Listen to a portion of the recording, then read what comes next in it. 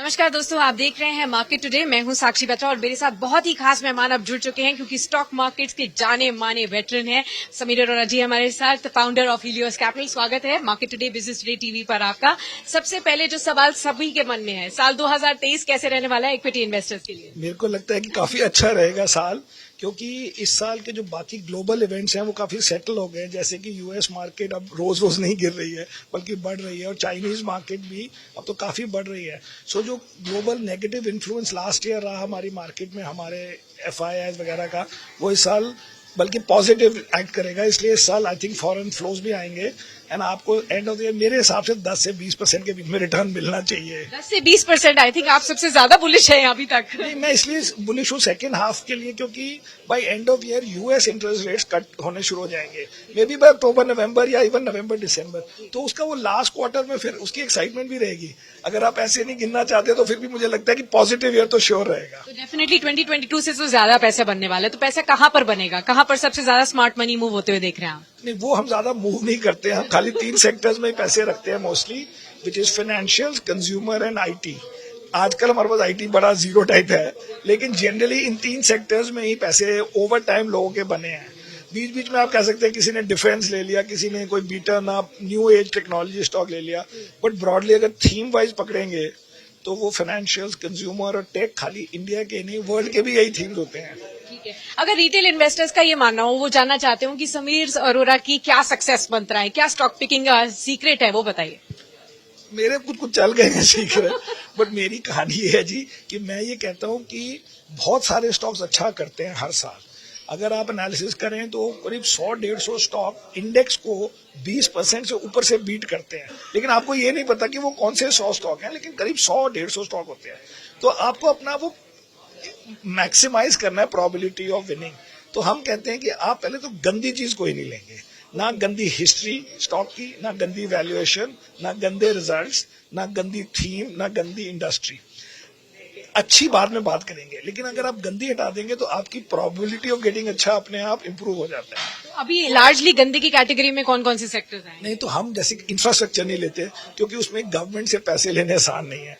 हम 2 व्हीलर नहीं लेते क्योंकि उसमें डिसरप्शन हो रही है ईवी की, और वो किसी को नहीं पता कि कौन सी कंपनी डिसरप्ट कर रही है। हम ग्लोबल टाइप सेक्टर नहीं लेते जिसमें बहुत ज्यादा बाहर की चीजों पर डिपेंड करना करो। मोस्टली हम कमोडिटी टाइप के, हम वो सेक्टर्स भी नहीं लेते जिसमें गवर्नमेंट पॉलिसी बड़ी इंपॉर्टेंट है, जैसे ऑयल एंड गैस। कभी वो कहेंगे प्राइस बढ़ा दो, कभी कहेंगे नहीं बढ़ा सकते, अब इलेक्शन आ गए नहीं आ गए। हम ये फर्टिलाइजर नहीं लेंगे, ये सब चीजें लेते, तो उससे आपका यूनिवर्स 500 अगर स्टॉक्स का है तो वैसे ही 350 रह जाता है। तो न्यू एज स्टॉक्स आएंगे इस कैटेगरी में? नहीं आएंगे? वो कुछ आ भी सकते हैं। उसके बाद हम कहेंगे कि हम हाई वैल्यूएशन नहीं लेंगे जो बहुत महंगे हैं हिस्ट्री के मुकाबले में। उसमें मोस्टली कंज्यूमर की कुछ कंपनियां जो नॉर्मली अगर 30 टाइम चलते थे मल्टीपल में, वो 50-60 हम नहीं लेंगे। तो उसके बाद आपके रह जाते हैं 200, उसमें से आप 30 कंपनियां अपने हिसाब से लो, और उसमें हमारा मोस्टली चल जाता है काम हर साल। तो न्यू एज स्टॉक्स में से ऐसा अभी भी लगता है कि कोई एक स्टॉक्स ऐसे हैं जो भरोसेमंद है, अभी भी आगे जाके वो मल्टी बैगिंग रिटर्न्स दे सकते हैं? भरोसा किसी चीज में नहीं है लाइफ में, इसलिए हम 20-25 स्टॉक लेते हैं जिसमें से हमारा होता है कि इसमें से 10-15 चल जाए, 5-7 फिर भी नहीं चलेंगे। तो उन 20-25 में हमने 2 लिए न्यू एज अभी, एक जोमेटो और एक पेटीएम। ओके, और वहां पर आपको लगता है कि लंबे अरसे में डेफिनेटली एक इम्प्रूवमेंट नजर आएगी, क्योंकि ऑलरेडी दुखी होंगे अगर अभी लंबा अरसा लगे, जरा जल्दी बन जाए तो जल्दी बनने, कितना जल्दी? नहीं, ये पता नहीं है, बट जनरली स्पीकिंग कहने का मतलब है कि 20-25 स्टॉक में जिसमें हम 2-2.5% डालते हैं और बाकी बड़े कंपनियों में ज्यादा डालते हैं, तो उस 20-25 में 2 कंपनियां तो हमने ये 2 ली हैं जो 2-2.5% ही होंगी हमारे फंड की।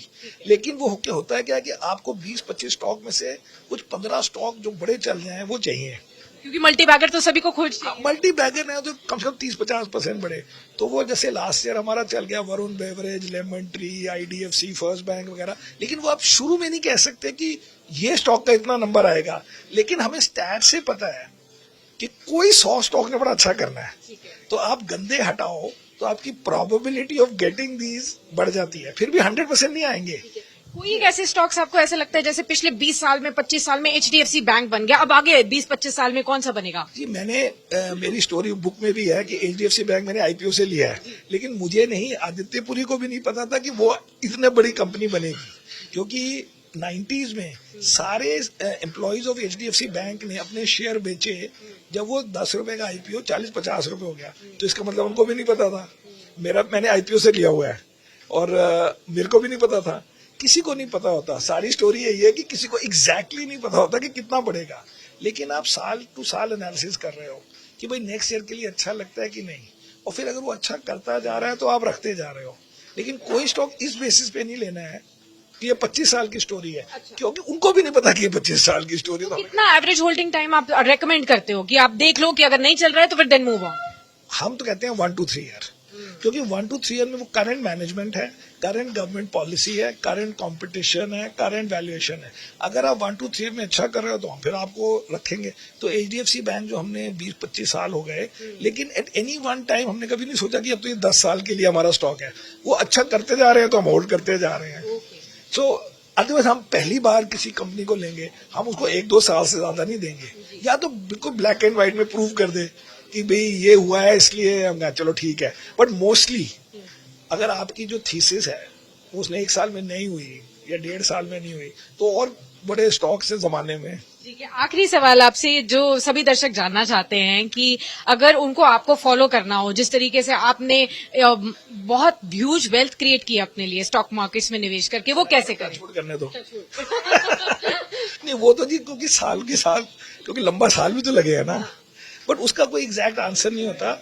सब लोग कोशिश करते हैं, लेकिन कहने का बात है ये ना कभी फंसे कि खाली 5 स्टॉक में वेल्थ क्रिएट होती है। ये बिल्कुल गलत स्टोरी है।